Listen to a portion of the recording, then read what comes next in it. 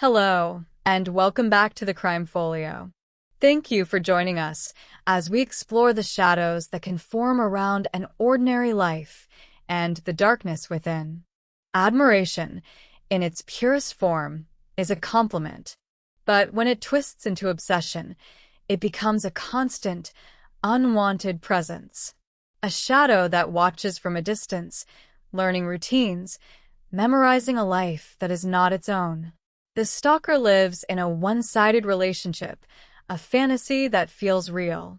And when that fantasy is broken by the reality of rejection, the obsession can turn violent, culminating in a final, tragic act of possession. Case 1. The star's murder at her doorstep. An obsessed fan's fixation on a young actress culminates in a deadly confrontation. In the mythology of Hollywood, the star is a celestial body, a figure of light and aspiration, observed from a distance by an adoring public. In the late 1980s, Rebecca Schaeffer was a star on a bright, ascending trajectory. At just 21 years old, she possessed a rare combination of girl-next-door charm and genuine acting talent. Having moved to Hollywood from the green, quiet suburbs of Portland, Oregon, she had found success as the co-star of the popular sitcom My Sister Sam. She was the effervescent, relatable younger sister, an image that beamed into millions of American homes every week. Her life was one of promise, a young woman navigating the early stages of a burgeoning career with grace and professionalism. She lived in a modest but charming apartment building in the Fairfax district of Los Angeles, a place that felt a world away from the sound stages and the Klieg lights, a place where she could be herself. But for every star, there are shadows. And in the darkness of a lonely, troubled mind in Tucson, Arizona, Rebecca Schaeffer's public image was being consumed with a frightening and pathological intensity. The mind belonged to Robert John Bardo, a 19-year-old fast food worker. Bardo lived a life of profound isolation and fantasy. He was a young man adrift, his reality shaped not by human connection, but by his obsessions. For years, he had fixated on various female celebrities. His first major obsession had been with Samantha Smith, the child peace activist who had written to the Soviet leader Yuri Andropov. Bardo had written her letters, had even traveled to her home state of Maine in an attempt to meet her. When she was killed in a plane crash in 1985, his obsession was left without an anchor. He found his new anchor in Rebecca Schaeffer. Her character on My Sister Sam was the perfect object for his fantasy. She was sweet, innocent, non-threatening. He began to construct a one-sided relationship with her image. He recorded every episode of her show. He plastered the walls of his bedroom with her pictures. And he began to write her letters, dozens of them, sent to the studio where her show was filmed. They were, at first, typical fan letters, filled with admiration and praise. But Bardo's admiration was not that of a normal fan. It was a possessive, delusional love. He believed they had a connection, a special bond that only he could perceive. He decided he had to meet her. In 1987, he traveled to Los Angeles. He went to the studio where My Sister Sam was filmed, carrying a large teddy bear and a bouquet of flowers. He tried to get onto the lot to deliver his gifts in person. He was stopped by security. They politely but firmly turned him away. This rejection was a critical moment. It was the first time that the reality of Rebecca Schaeffer, a real person with her own life and boundaries, had punctured his fantasy. He returned to Tucson, his obsession now tinged with a new, darker emotion, resentment. He felt he had been dismissed. But he did not give up. A month later, he returned, this time armed with a knife. He was again stopped by security and again turned away. The fantasy was beginning to curdle into something dangerous. The final, fatal catalyst came in 1989. Rebecca Schaeffer, Seeking to transition from sitcom television to more serious film roles, co-starred in a dark comedy called Scenes from the Class Struggle in Beverly Hills. In the film, she had a scene where her character was in bed with a male actor. For a normal viewer, it was a brief, unremarkable moment in a movie. For Robert Bardo, it was a profound and personal betrayal. He managed to obtain a videotape of the film. He watched the scene over and over. In his mind, the innocent, pure image of Rebecca Schaeffer that he had worshipped had been corrupted. She had become, in his own disturbed words, just another Hollywood whore. The love he had felt for her, a sick and twisted love, now transformed into a cold, righteous rage. The fantasy had shattered, and he decided that if he could not possess the object of his obsession, he would punish her for defiling his idealized image of her. The admirer became the avenger. Bardo's plan for revenge was one of chilling, simple logistics. He needed to find her. He needed a weapon. And he needed to confront her. He paid his brother to purchase a .357 Magnum handgun for him, as he was too young to buy one himself. And then he set about finding her home address. In a move that would later send shockwaves through the country and lead to a complete overhaul of privacy laws, Bardo hired a private investigation firm in Tucson. For a small fee, the private investigator contacted the California Department of Motor Vehicles. The DMV, at the time, would provide the home address of any registered driver to anyone who requested it and paid the fee. It was a perfectly legal, routine transaction. The system designed for public records had become a stalker's most powerful tool.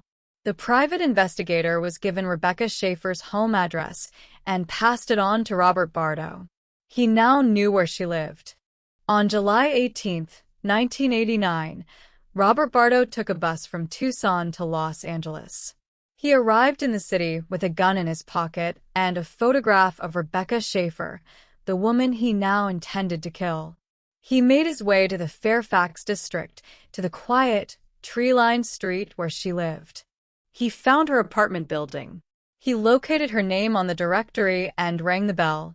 Rebecca, who was expecting a delivery of a script for a new role, the part of Michael Corleone's daughter in The Godfather Part 3, a role that could have made her a major star, answered the intercom.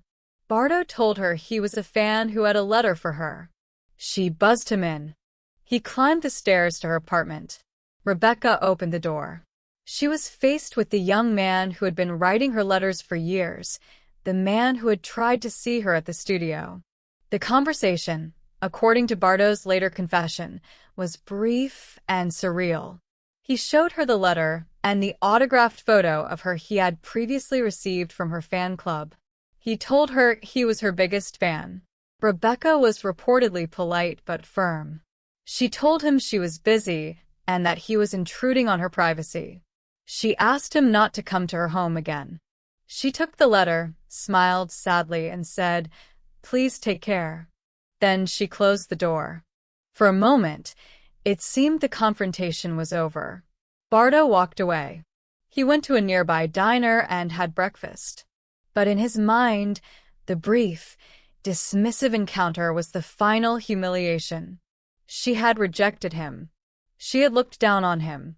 His rage solidified into a cold, hard resolve.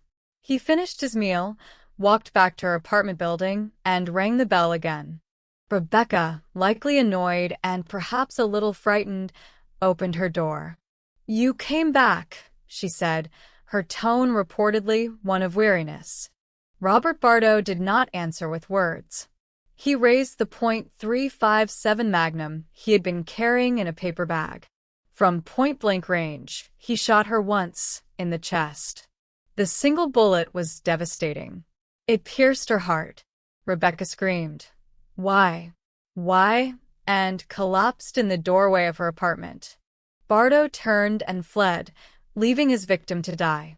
A neighbor, hearing the scream and the gunshot, called for an ambulance. But it was too late. Rebecca Schaeffer was pronounced dead upon arrival at the hospital. Robert Bardo, his mission complete, began his journey back to Tucson. He was not a sophisticated fugitive. The next day, he was seen wandering aimlessly along an interstate freeway ramp in Tucson, talking to himself.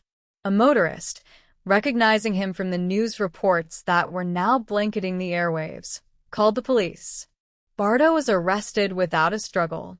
He confessed immediately, calmly detailing the entire stalking campaign, the planning, and the murder. He showed no remorse, only a sense of justification. He had punished the woman who had wronged him. His trial was a landmark case.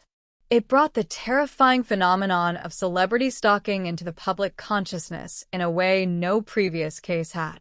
The prosecution presented the overwhelming evidence of his premeditated, obsessive quest to find and kill Rebecca Schaeffer. Bardo's defense argued that he was mentally ill, but the jury found that he was sane enough to understand the nature of his crime.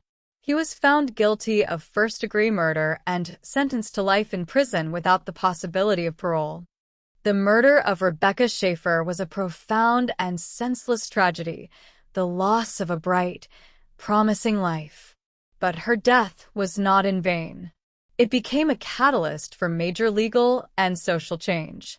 In the aftermath, the state of California passed the nation's first anti-stalking laws, making it a specific crime to repeatedly harass or follow another person. The case also led directly to the passage of the Federal Driver's Privacy Protection Act in 1994, which made it illegal for state DMVs to release private home addresses. The legal loophole that had allowed Robert Bardo to so easily find his victim was closed. Rebecca Schaeffer's story is a chilling reminder of the dark side of fame and of the terrifying reality that for some, the line between admiration and obsession is fatally thin. She was a victim of a system that failed to protect her privacy and of a man whose private fantasy, when it was broken, was replaced by a cold-blooded and murderous reality. Her death was a tragic lesson, paid for in blood, that proved that the most dangerous stalker is the one who believes, in his own mind, that he is acting out of love. Case 2. The 7-year siege of Laura Black. A workplace crush evolves into years of relentless harassment and a final, tragic massacre. The workplace is a unique social ecosystem. It is a place where professional relationships can sometimes blur into personal ones, where a friendly gesture can be misinterpreted, and where a casual crush can, in a disturbed mind, fester into a dangerous and all-consuming obsession. This is the story of a woman whose polite but firm rejection of a coworker's advances triggered a 7-year campaign of relentless psychological warfare, a siege that the legal system was powerless to stop, and that culminated in one of the deadliest workplace massacres in American history. The story begins in 1988 in Sunnyvale, California, in the heart of Silicon Valley. The setting was a high-tech defense contracting company called ESL Incorporated. The victim at the center of this story was Laura Black, a 22-year-old electrical engineer. She was a bright, ambitious, and well-liked young professional, just beginning her career. The man who would become her tormentor was Richard Wade Farley, a 39-year-old software technician who worked at the same company. Farley was a quiet, socially awkward man, a former U.S. Navy computer specialist. He was by all accounts a competent employee, but he struggled with social interactions. Shortly after Laura Black started at ESL, Farley developed an intense, unreciprocated infatuation with her. His initial advances were clumsy, but seemingly harmless. He would leave her gifts, like a box of homemade cookies. He would ask her out on dates. Laura, who was not interested, politely but clearly declined each time. For most people, the story would have ended there. For Richard Farley, it was only the beginning.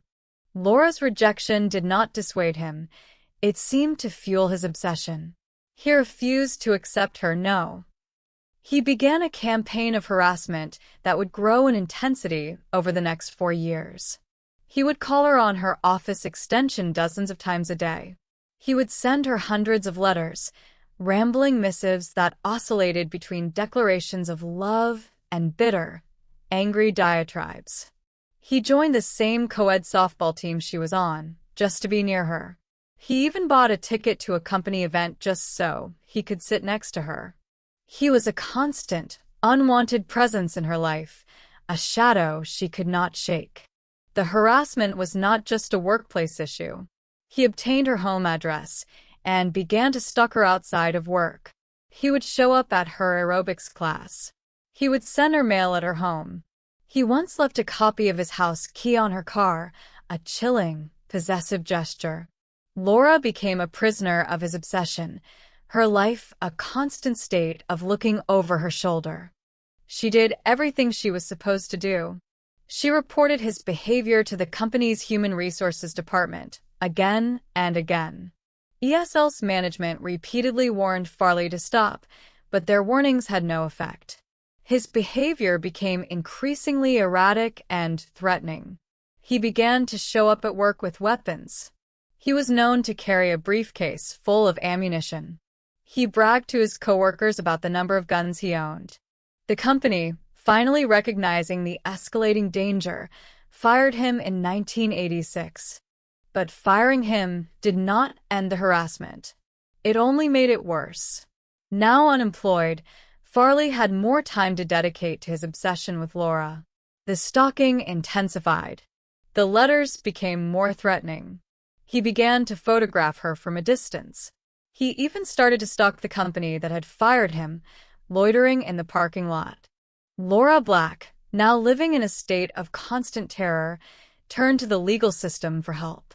In 1988, for years after the harassment began, she sought and was granted a temporary restraining order against Richard Farley. The order required him to stay at least 300 yards away from her and to cease all contact. For Farley, this was the ultimate rejection, a legal and public declaration that his fantasy was over. It was also the trigger for his final violent act. A court date was set for February 17, 1988, to determine if the restraining order should be made permanent. In the week leading up to the hearing, Richard Farley made his preparations. He was not preparing a legal defense. He was preparing for war. He went to a local gun store and purchased more weapons and thousands of rounds of ammunition. He packed a bag with an arsenal that included a semi-automatic rifle, shotguns, pistols, and a bandolier filled with ammunition.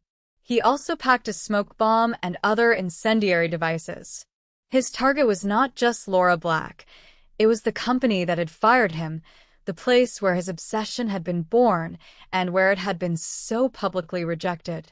On the afternoon of February 16, 1988, the day before the court hearing, Richard Farley drove his motorhome to the parking lot of ESL. He sat there for hours, watching the building, waiting. Shortly before 3 p.m., he put his plan into motion. He got out of his motorhome, armed to the teeth, and walked towards the entrance of the building. He first shot and killed a fellow employee in the parking lot. He then used a shotgun to blast open a glass door and entered the building. What followed was a 5-hour siege of terror. Farley moved methodically through the sprawling, 2-story office building, shooting anyone he encountered. He targeted a specific computer lab where many of his former colleagues worked. He moved from cubicle to cubicle, executing people at their desks. The office, a place of quiet, intellectual work, was transformed into a killing field. His ultimate target, however, was Laura Black. He made his way to her second-floor office. She, hearing the gunshots, had barricaded her door. Farley shot through the door, striking her in the shoulder. The wound was grievous, leaving her incapacitated, but she was alive. For some reason, he did not finish the job. He left her there, bleeding and helpless, and continued his rampage. A SWAT team was dispatched to the scene, surrounding the building. Farley engaged them in a prolonged standoff, occasionally firing shots from the windows. He was in complete control, a lone gunman holding an entire building hostage. As the hours dragged on, a negotiator made contact with him. In his conversations, Farley was calm and rational, but his words revealed the depth of his delusion. He claimed he was not there to hurt anyone, that he was simply cleaning up the office. He spoke of Laura Black, not with hatred, but with a sense of wounded possession. Finally, after nearly 5 hours, as he was beginning to run low on ammunition, and with the SWAT team closing in, Richard Farley surrendered. He walked out of the building, his hands in the air. The siege was over. The aftermath was a scene of carnage. 7 people were dead. 4 others, including Laura Black, were seriously wounded. The ESL building was riddled with bullet holes, a monument to one man's obsessive rage. Richard Farley was charged with 7 counts of first-degree murder. His trial was a public examination of the mind of a stalker. His defense argued that he had never intended to kill anyone, that he had gone to ESL simply to make a statement and had planned to commit suicide in front of Laura Black. But the sheer amount of ammunition he brought with him and his methodical, execution-style killings contradicted this claim. The prosecution painted a portrait of a man who, when his romantic fantasy was rejected, chose to destroy the object of his obsession and the world that surrounded her. The jury agreed. They found Richard Wade Farley guilty on all 7 counts of murder. He was sentenced to death. He remains on death row in California to this day. Laura Black survived her injuries, but her life was irrevocably changed. She was forced to endure not only the physical trauma, but the psychological burden of knowing that an entire massacre had been orchestrated around her. The ESL shooting was a landmark case that highlighted the terrifying potential of workplace stalking and the inability of the legal system at the time to effectively intervene.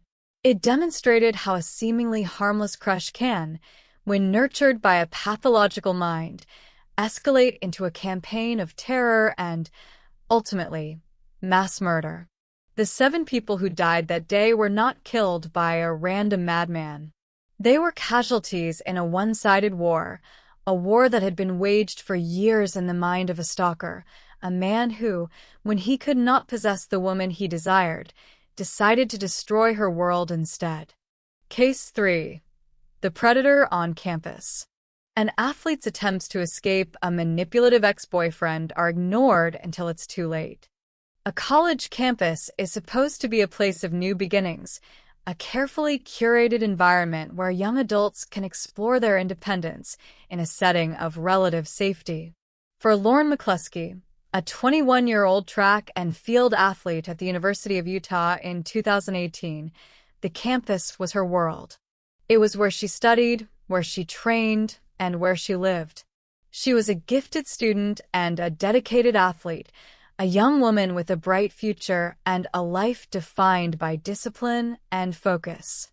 But in the final weeks of her life, this world of safety became a hunting ground, and the very systems that were designed to protect her failed, with catastrophic and tragic consequences. Lauren's story is a modern tale of a relationship that began, as many do, in the digital age. She met Melvin Rowland at a local bar. He was older, in his late 30s, and presented himself as a charming, successful man. He told her he was a former college athlete and was working as a security guard. They began dating. But from the beginning, there were red flags. Rowland was possessive, manipulative, and controlling. He lied about his age, claiming to be much younger than he was. He also lied about his past. The most significant lie was his criminal history. Melvin Rowland was not just a security guard. He was a convicted sex offender, a man who had spent years in prison for forcible sexual abuse and enticement of a minor. He was on the state's sex offender registry, a fact he carefully concealed from Lauren. The relationship, which lasted only about a month, began to unravel when Lauren's friends became suspicious of Roland's stories. They encouraged her to look into his background. When Lauren discovered the truth about his age and his criminal past, she was horrified. She immediately ended the relationship on October 9th, 2018. For a normal person, the relationship would have been over. For Melvin Rowland, it was a profound narcissistic injury, a rejection he could not accept. The end of the relationship marked the beginning of his campaign of stalking and harassment. He began to bombard Lauren with text messages, some pleading, others threatening. He used her friends, trying to get information about her whereabouts.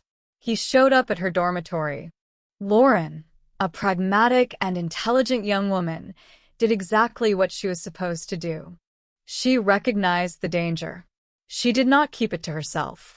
She began a meticulous process of reporting Roland's behavior to the authorities. The first report was made on October 10th, the day after the breakup, when she contacted the University of Utah Department of Public Safety. Over the next 12 days, Lauren and her parents would contact the campus police more than 20 times. Each contact was a new, desperate plea for help, a new piece of evidence in a terrifying, escalating pattern of harassment. She reported the stalking. She reported the extortion. Roland had threatened to release compromising photos of her unless she paid him $1,000. This was not just harassment, it was a crime. Lauren reported it. She also reported that she believed Roland was impersonating a police officer in his text messages, a tactic he was using to try and lure her to a meeting.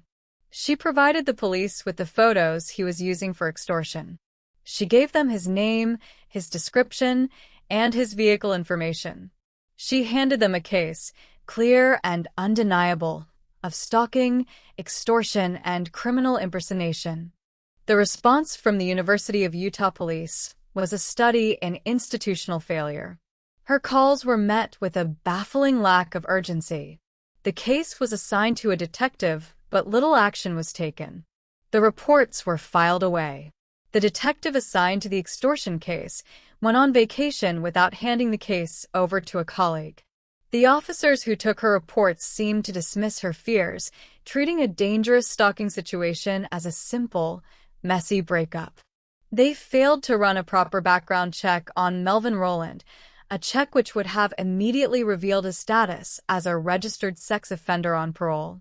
They never once made direct contact with Rowland's parole officer, a crucial step that could have resulted in his immediate arrest for parole violations.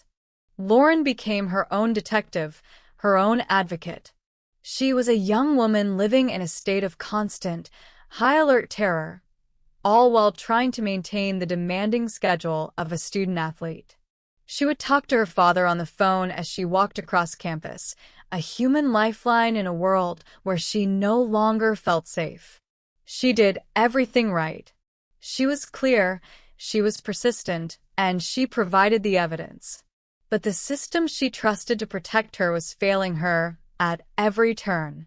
On October 19th, Lauren made another frantic call to the Salt Lake City Police Department, her voice filled with a desperate frustration. "I'm worried," she told the dispatcher, "because I've been working with the campus police, and I'm not getting an update." The city police told her what she already knew. Because the incidents were happening on campus, it was the university's jurisdiction. She was trapped in a bureaucratic loop, her pleas for help echoing in a system that seemed incapable of listening. The final, fatal failure occurred on the evening of October 22nd, 2018. Lauren was on the phone with her mother, walking back to her dorm after a night class. As they spoke, her mother heard her daughter's tones suddenly change. "No, no, no, no, no," Lauren screamed. Then the line went dead. Melvin Rowland had been waiting for her. He had been stalking the campus, lying in wait. He confronted her in a parking lot outside her dormitory. He dragged her into a car he had borrowed, and then, in a final, brutal act of possessive rage, he shot her multiple times. The University of Utah campus was put on lockdown. A massive manhunt was launched for Melvin Rowland. A few hours later, police tracked him to a downtown church. As they closed in, Rowland turned his gun on himself, ending his own life. The stalker had committed his final act of control. The aftermath of Lauren McCluskey's murder was a firestorm of grief and outrage. An independent investigation into the university's handling of the case revealed a series of profound and systemic failures. It detailed a culture of indifference, a lack of training in how to handle domestic violence and stalking cases, and a failure to take Lauren's repeated, desperate cries for help seriously. The report concluded that her murder was not just a tragic, unforeseeable event. It was a preventable one. The university, faced with a public relations and legal disaster, initially responded with a defensive posture, a stance that only amplified the pain of the McCluskey family. Lauren's parents, Jill and Matt McCluskey, refused to be silenced. They became tireless advocates for campus safety, launching a foundation in their daughter's name and filing a lawsuit against the university. Their goal was not just to seek justice for Lauren, but to force the kind of systemic change that could prevent another student from suffering the same fate. In 2020, the university finally settled the lawsuit, admitting its failures and agreeing to a significant financial settlement and a commitment to improving its campus safety protocols. The story of Lauren McCluskey is a heartbreaking testament to the failures of a system that is supposed to protect its most vulnerable. She was not a passive victim. She was a strong, proactive woman who fought for her own safety. She saw the danger, she reported it, and she was ignored. Her stalker did not operate in the shadows. He operated in plain sight, his escalating threats documented in a series of police reports that served as a grim, real-time chronicle of a murder in the making. Her death is a tragic and powerful reminder that the most dangerous predator is the one who is not taken seriously, and that the deadliest weapon a stalker can have is the indifference of those who have the power to stop them. Case 4. The Digital Ghost of Carrie Farver. A woman vanishes, but her online persona stalks her rival for years in a bizarre, fatal plot. The digital world has created a new kind of shadow, a space where a person's identity can be stolen, manipulated, and weaponized. A text message, an email, a social media post, these are the modern tools of a stalker, allowing them to create a constant, invasive presence in their victim's life. This is the story of a crime so bizarre, so meticulously deceptive, that it took years to unravel. It is the story of a woman who vanished, but whose digital ghost continued to live on, stalking and terrorizing her romantic rival in a plot that was born of a fatal, obsessive jealousy. The story begins in 2012 in Omaha, Nebraska. The man at the center of this strange love triangle was Dave Kropa. Kropa was a single father, recently separated, and just getting back into the dating scene. He was using online dating sites to meet people. In the summer of 2012, he met two different women. The first was Shauna Liz Gollier. She was a single mother, intense and eager for a serious relationship. Kropa made it clear to her that he was not looking for anything exclusive, that he wanted to keep things casual. A few weeks later, he met Carrie Farver.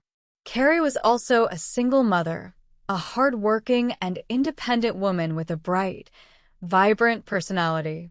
Kropa felt an immediate connection with her. Like with Liz, he was clear that he wanted a casual relationship. Carrie, who had a busy life and career of her own, seemed to be fine with this arrangement. The three lives intersected briefly and fatefully. One morning, as Carrie was leaving Dave Kropa's apartment, she passed Liz Gollier in the hallway. Gollier was there unannounced to pick up some of her things. The two women made eye contact. It was a brief, seemingly insignificant moment, a fleeting acknowledgement of two people occupying the same romantic orbit. But for Liz Gollier, this moment was the spark that would ignite a murderous, 4-year-long deception. On November 13th, 2012, just 2 weeks after that hallway encounter, Carrie Farver vanished. She had spent the night with Dave Kropa. She left his apartment in the morning, telling him she had to go to work. It was the last time anyone is confirmed to have seen her alive. But Carrie did not disappear completely. Her digital self remained terrifyingly active. A few hours after she left Kropa's apartment, he received a strange text message from her phone. It was an abrupt message saying she wanted to move in with him. When he declined, he received another message breaking up with him. This was followed by a torrent of increasingly bizarre and abusive text messages.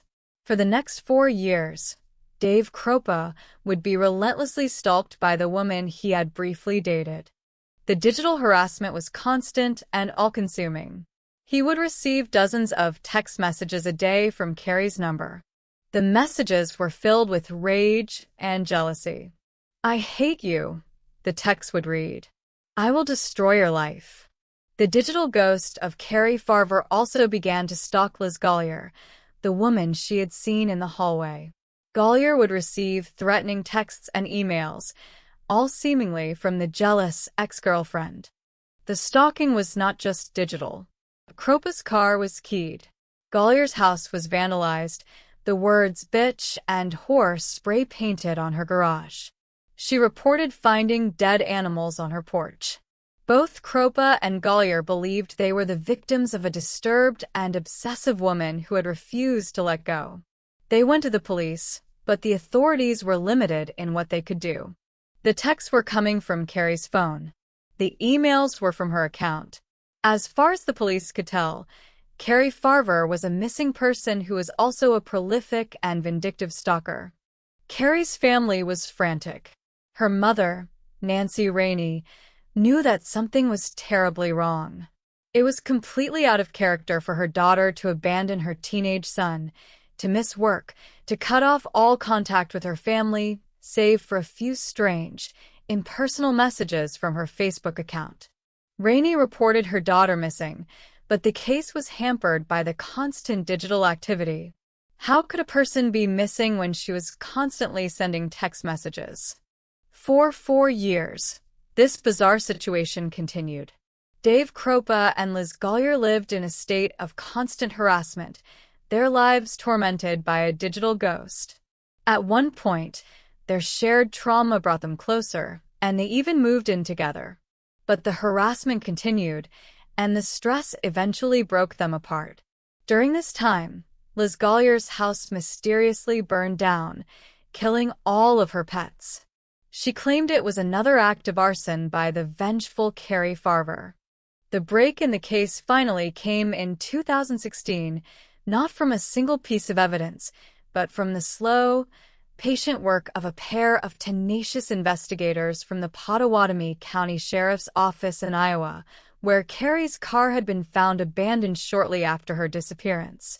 The investigators, Ryan Avis and Jim Doty, refused to accept the narrative of the vindictive, missing stalker. They believed that Carrie Farver was not the perpetrator, she was the victim. And they had only one suspect for both her disappearance and the years of harassment that followed: Liz Gollier. Their theory was a shocking one. They believed that Liz Gollier had murdered Carrie Farver on or around the day she disappeared, and had then stolen her phone, her identity, and had spent the next 4 years impersonating her, creating the digital ghost to stalk both Dave Kropa and herself. The goal was twofold: to get her romantic rival out of the picture, and to use the subsequent harassment to elicit sympathy from Dave Kropa and draw him closer to her. The house fire, the vandalism, it was all self-inflicted, part of an unbelievably elaborate and psychopathic long con. To prove this, they needed digital forensic evidence. They obtained a court order to download the entire contents of Liz Gollier's phone and electronic devices. What they found was a gold mine. They discovered a data recovery program on her tablet. And on that program, they found a deleted photograph. The photograph was of a human foot. The foot had a distinctive tattoo on it, a Chinese symbol for mother. It was a tattoo that Carrie Farver was known to have. The foot also showed clear signs of decomposition. It was a photograph of a dead body, Carrie Farver's body, taken by her killer. The digital evidence continued to mount. They found thousands of text messages and emails scheduled to be sent out in the future, all under Carrie's name. They found that Golyer's phone had been logged into Carrie's Facebook account dozens of times.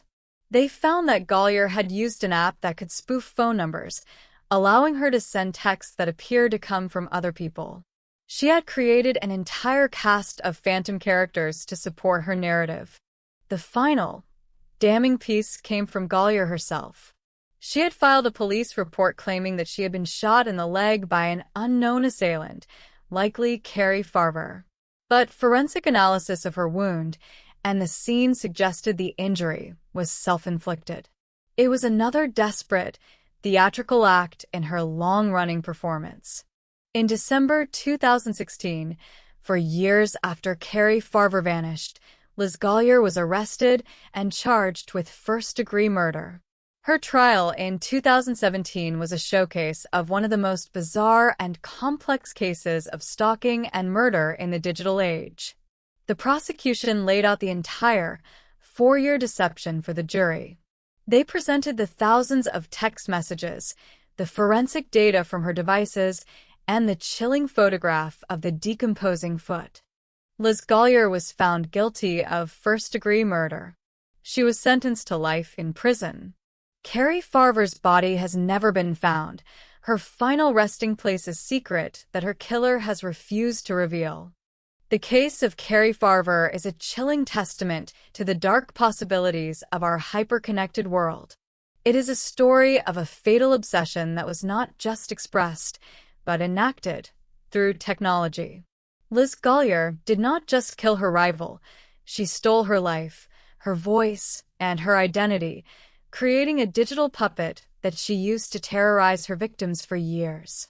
Her crime was a slow, patient, and deeply pathological performance, a terrifying reminder that in the age of the internet, a person can be made to haunt the living long after they are dead. Case 5. The Soldier's Campaign of Terror.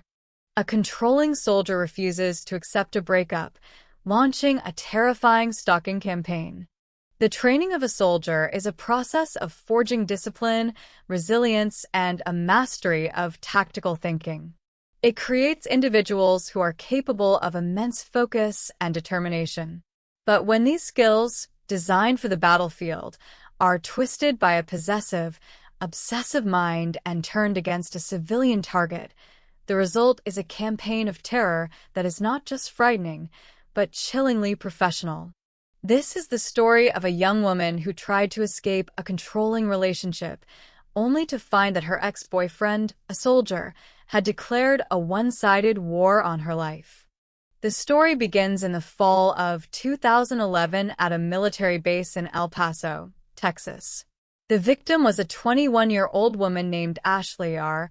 Coming from a military family herself, she was comfortable in the world of soldiers. She met a 23-year-old Army soldier named Jordan. He was, at first, charming and attentive. They began a relationship. But the charm quickly faded, revealing a deeply controlling and jealous personality underneath. Jordan began to dictate who Ashley could see, what she could wear, and where she could go. He would check her phone, monitor her social media, and demand constant updates on her whereabouts. The relationship became a suffocating prison. After several months of this escalating control, Ashley made the decision to end it. For Jordan, the breakup was not an ending. It was an act of insubordination that he could not tolerate. He was a soldier, a man accustomed to command and control, and he refused to accept that he had lost control of his girlfriend.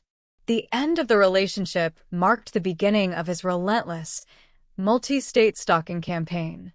The harassment started with a digital barrage. He sent her hundreds of text messages and emails, oscillating between desperate pleas for reconciliation and venomous, threatening insults. When she blocked his number, he would use other phones. When she deleted her social media accounts, he would create new ones to try and contact her. Ashley, recognizing the danger, took steps to create distance. She moved away from El Paso, relocating to Arlington, Virginia, to be closer to her family and to start a new life. But Jordan was a soldier with access to military databases and a network of contacts. He was a trained hunter, and he began to use his skills to track her. The stalking escalated from digital to physical. He began to show up, unannounced, wherever she was. He found her new apartment in Virginia. He appeared at her workplace. He would follow her in his car.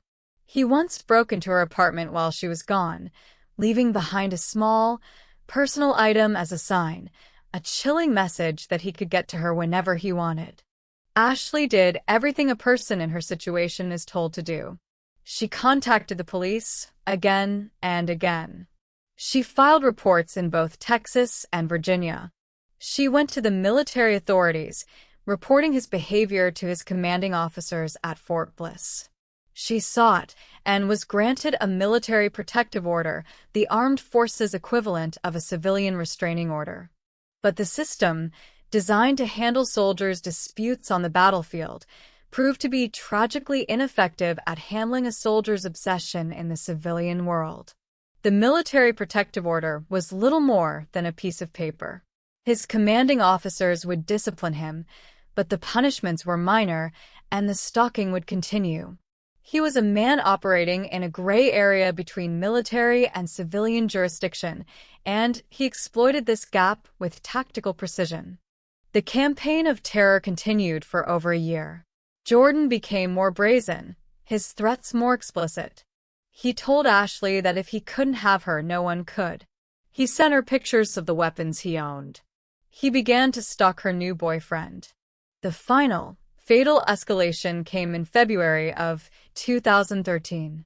Jordan, who was supposed to be on duty at Fort Bliss in Texas, went AWOL.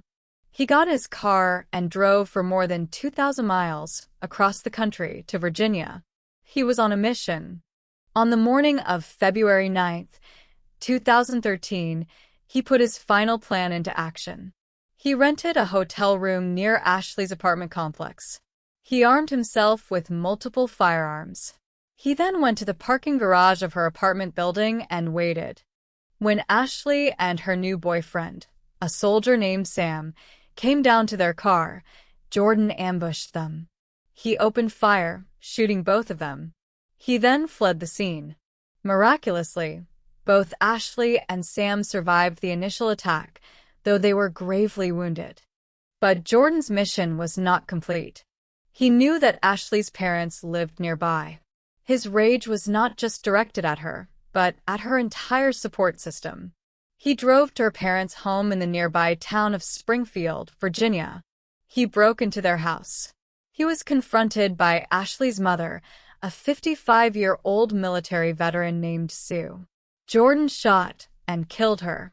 He then waited in the house for Ashley's father, a retired Army colonel, to return home. When he arrived, Jordan shot and killed him as well. He had not just attacked his ex-girlfriend. He had annihilated her family, destroying the very people who had been her source of strength and support throughout his long campaign of terror. After murdering Ashley's parents, Jordan fled. A massive, multi-state manhunt was launched. The police and the FBI knew they were not looking for an ordinary criminal. They were looking for a trained soldier, a man with tactical skills who was armed and extremely dangerous. The manhunt ended 3 days later and nearly 2,000 miles away, in a hotel room in his home state of Minnesota. As a SWAT team closed in on his room, Jordan took his own life, ending his reign of terror in a final, cowardly act. The aftermath of the tragedy was a story of profound and systemic failure. An investigation by the U.S. Army revealed a series of missed opportunities and failures of leadership that had allowed Jordan's stalking to continue, unchecked, for over a year. It showed that his commanding officers had failed to take Ashley's repeated reports seriously, that they had downplayed the severity of his threats, and that they had failed to use the military justice system to properly discipline and contain him. The case became a catalyst for change within the military.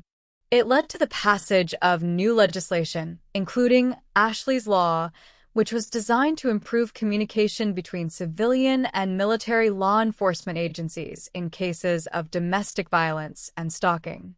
It sought to close the jurisdictional gaps that had allowed Jordan to operate with such impunity. The story of Ashley R. is a harrowing testament to the unique and terrifying nature of a stalker with military training. Jordan was not just an obsessed ex-boyfriend. He was a trained hunter who used his skills, his resources, and his knowledge of the system to wage a psychological and physical war on the woman who had dared to leave him. Her survival is a miracle, but it is a survival that came at an unimaginable cost: the loss of her parents and the permanent scars of a war she should never have had to fight. Her story is a chilling reminder that the deadliest stalkers are the ones who have been trained to never give up the pursuit. An obsession is a prison for two, one who is trapped by their own delusion, and one who is trapped by the relentless, unwanted attention of another. The stories we have explored tonight illustrate the terrifying trajectory of this pathology, from a seemingly harmless crush to a campaign of terror. They are a stark reminder that stalking is not a romantic gesture or a simple nuisance. It is a crime of psychological warfare, a slow, terrifying siege that, when a fragile fantasy is broken, can erupt into the most final and tragic act of possession. Thank you for joining us at the Crime Folio. Sleep well and stay safe.